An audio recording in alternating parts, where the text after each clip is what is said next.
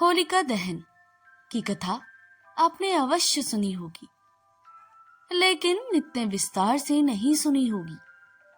नमस्ते, आप देख रहे हैं कथाएं विद सुहाना सफर विद कल्पना। होली के पर्व को लेकर 4 पौराणिक कथाएं जो हैं वो प्रसिद्ध हैं। पहली है होलिका और भक्त प्रहलाद की, दूसरी है कामदेव और भगवान शिव जी और उनकी पत्नी पार्वती माता की, तीसरी है राजा पृथु और राक्षसी ढूंढी की, और चौथी है भगवान श्री कृष्ण और पूतना की।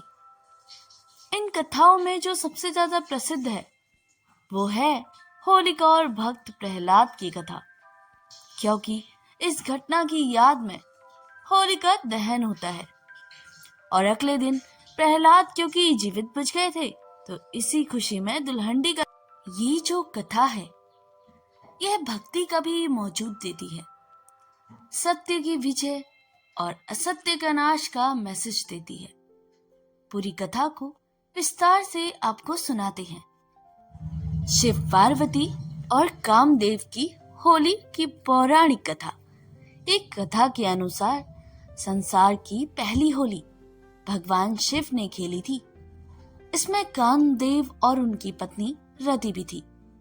कथा के अनुसार जब भगवान शिव कैलाश पर ध्यान में लीन थे तब तारकासुर के वध के लिए कामदेव और रति ने शिव को ध्यान से जगाने के लिए नृत्य किया था।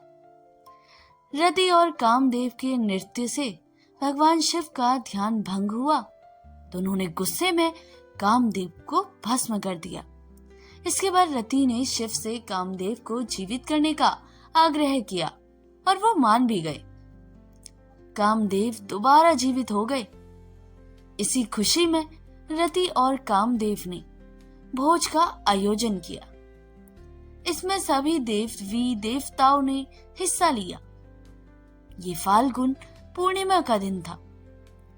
रति ने चंदन के टीके से खुशियां मनाई और इस भोज में भगवान शिव जी ने डमरू भी बजाया तो भगवान विष्णु ने बांसुरी बजाई, पार्वती जी ने वीणा बजाई और सरस्वती जी ने गीत गाए। कहते हैं तभी से हर साल फाल्गुन पूर्णिमा पर गीत, संगीत और रंगों के साथ होली मनाई जाने लगी। इसी तरह एक और कथा सुनाई जाती है कि पार्वती भगवान शिवजी जी से शादी करना चाहती थी, लेकिन शिव जी अपनी तपस्या में काफी ज्यादा लीन थे। इसलिए कामदेव भगवान ने मां पार्वती की मदद करने आए। उन्होंने पुष्प बाण चलाया और भगवान शिव की तपस्या भंग हो गई। इससे नाराज शिवजी जी ने कामदेव को भस्म कर दिया। कामदेव के भस्म हो जाने पर उनकी पत्नी रति रोने लगी। रति ने शिवजी जी से कामदेव को जीवित करने का अनुरोध किया। शिवजी जी ने कामदेव को जीवित कर दिया और इसी खुशी में सभी ने होली मनाई। राक्षसी ढूंढी की कहानी। तो दोस्तों, इसमें हम राक्षसी ढूंढी की कहानी में पढ़ेंगे। राजा पृथु के समय धुंधी नाम की एक राक्षसी थी। वह बच्चों को खा जाती थी। उसे वरदान था कि उसे कोई भी देवता, मानव, अस्त्र या शस्त्र से मार नहीं सकता, ना ही उस पर कोई सर्दी, गर्मी और बारिश का कोई असर होगा। लेकिन शिव के एक शाप के कारण बच्चों की शरारतों से वह मुक्त नहीं थी। राजा पृथु ने धुंधी के अत्याचारों से तंग आकर राजपुरोहित से उसे छुटकारा पाने का उपाय सुझाया। फिर पूछा।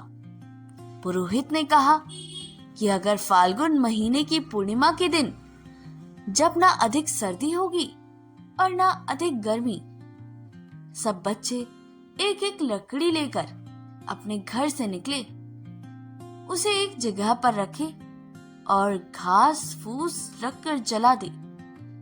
बच्चे तालियां बजाते हुए मंत्र पढ़ें और अग्नि की परिक्रमा करें, हंसे, गाएं, चिल्लाएं और शोर करें तो राक्षसी मर जाएगी। पुरोहित की सलाह का पालन किया गया और जब धुंधी इतने सारे बच्चों को देखकर आग के पास आई तो बच्चों ने एक समूह बनाकर नगाड़े बजाते हुए धुंधी को घेरा। धूल और कीचड़ फेंकते हुए उसको नगर के बाहर खदेड़ दिया। कहते हैं इसी परंपरा का पालन करते हुए होली मनाई जाने लगी। हिरण्यकश्यप और प्रहलाद की होली। तो दोस्तों, सबसे ज्यादा प्रसिद्ध कथाओं में से यही कथा सबसे ज्यादा प्रसिद्ध है। यही वाली कथा सबसे ज्यादा प्रचलित हुई है क्योंकि इसमें राक्षसों का एक राजा हिरण्यकश्यप था।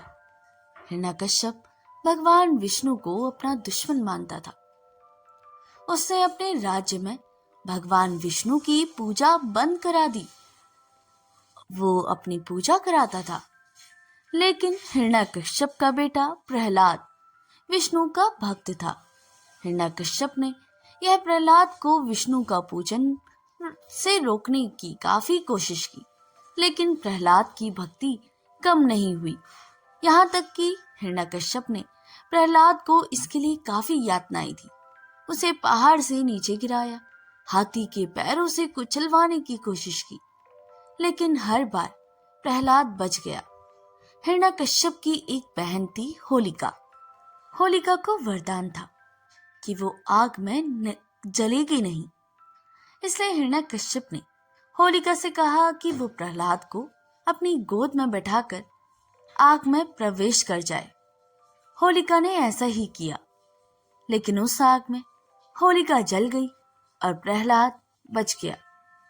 होलिका दहन के पीछे यही कथा सबसे ज्यादा सुनाई जाती है और सबसे प्रसिद्ध कथा में भी यही कथा सबसे ज्यादा प्रचलित भी है। तो दोस्तों, आपको यह कथा कैसी लगी हमें कमेंट बॉक्स में बताना बिल्कुल ना भूलिएगा। तो दोस्तों, मैं दिल से मेहनत करती हूँ आप लोगों के लिए। अगर आपको मेरी मेहनत पसंद आई हो तो एक लाइक और सब्सक्राइब जरूर करें। आपकी सपोर्ट ही मेरी असली मोटिवेशन है। अगर आपको वीडियो पसंद आई हो तो लाइक जरूर करें, अपने दोस्तों के साथ शेयर जरूर करें और चैनल को सब्सक्राइब करके बेल आइकन दबाना ना भूलें, क्योंकि आपके एक सब्सक्राइब हमें और मेहनत करने की ताकत देता है।